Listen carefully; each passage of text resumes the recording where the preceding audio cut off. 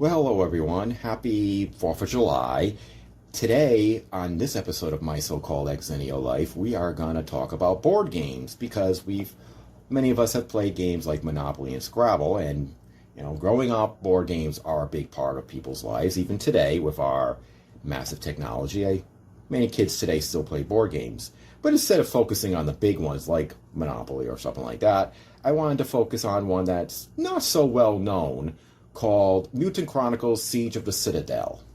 There will come a time when Earth will be nothing but a wasteland, and there will be a Nephirite overlord armed with a Gehenna puker ready to spew burning plasma and melt your head. He is but one of the hideous forces you face in Mutant Chronicles, the game of good versus disgusting evil.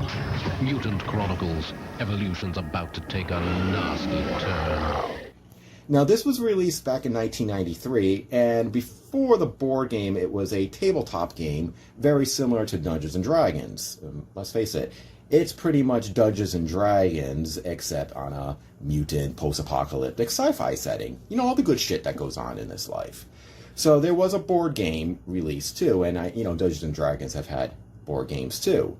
Now, the backstory is a bit expansive. It's not too overtly complicated. Just that the basic idea is, in the future, Earth's resources have been sucked up. Not too far-fetched. And so humanity has left it and went to the other planets, such as Venus and Mars. And I guess, I don't know if that would be much better, but I guess apparently in the backstory of this, of the Mutant Chronicles, it was. And now there's like 5 mega corporations controlling everything. I'm not going to try to pronounce them all. Some of them are easy to pronounce. Capital, which is like the Americans, and Imperial, which is the British. But some of the other ones I might have trouble. But there's one based on Japan, Europe, and sort of like a cybernetic one. I'm not going to go too much pronounce it. I'll have like a link in the description that gives more into the backstory of the Mutant Chronicles. Like I said, it's a bit more, it's quite elaborate, much like Dungeons & Dragons. It's quite elaborate. You got the Dark Legion, you got the Citadel, you have all this other stuff that goes on. But pretty much, like I said, it's Dungeons & Dragons with mutants and monsters and creatures and robots and soldiers with big shoulder pads and stuff like that. So anyway, despite everything, I really wasn't too much into playing tabletop. I know, when we're watching Stranger Things, Dungeons & Dragons is a big thing, but while I was fully aware of Dungeons & Dragons, I've never played it. Just like certain other, card-based and other tabletop games. I just never was into it. So you might be asking then, why would you get the Mutant Chronicles of Siege of Citadel then? Well, one, the commercial really drew me into it, and two, I like the sort of apocalyptic setting, and three, it was a board game, so I think maybe it would be fun. So I did buy the board game. I believe I got it for Christmas of '93, so I would have been about 14 at the time, because the board game was released, and the tabletop games and stuff was released about '93. I think they were released about the same time. Might be wrong about that, but I'm pretty sure it was released about the same time.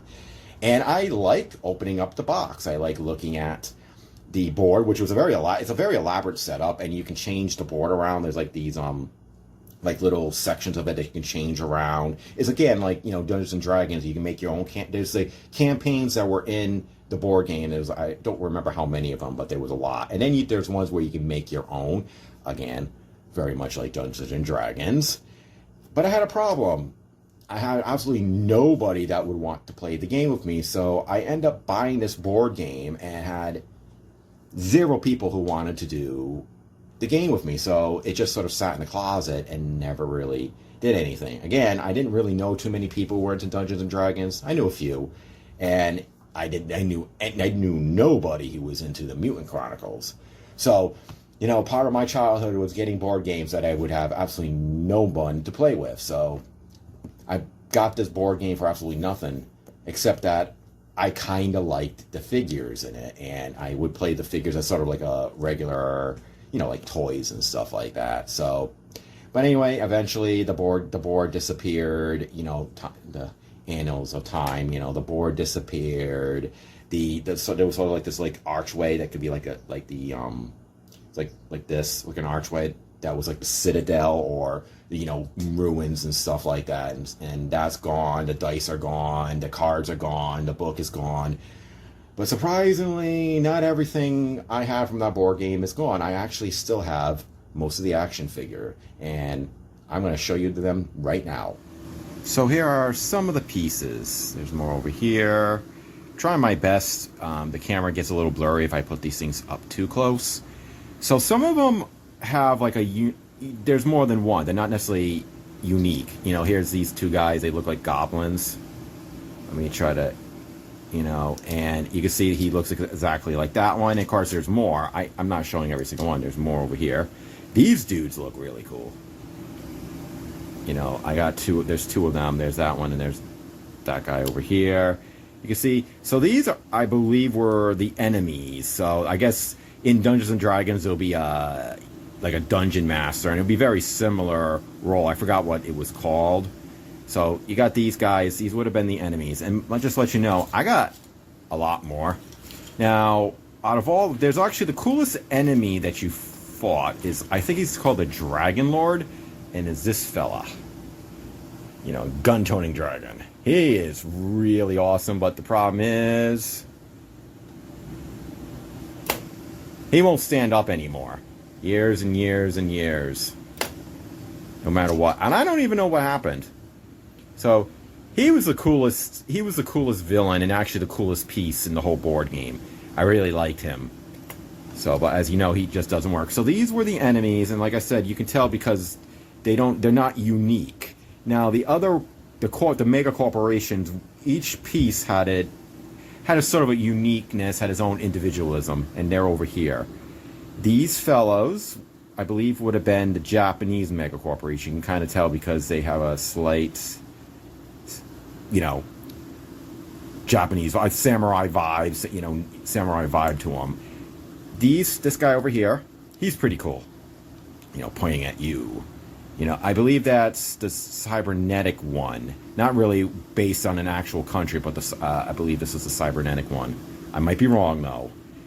This guy over here, the blue, I believe those are the Americans. This guy looks like totally American with the beret. You know, like, yeah, America, fuck yeah. And here's the other American. This guy doesn't look too American. He actually looks a little bit more like imperialistic, because he definitely has like a knight type look to him. This guy over here, he definitely has a cool like robotic look to him. Kind of looks a little scary.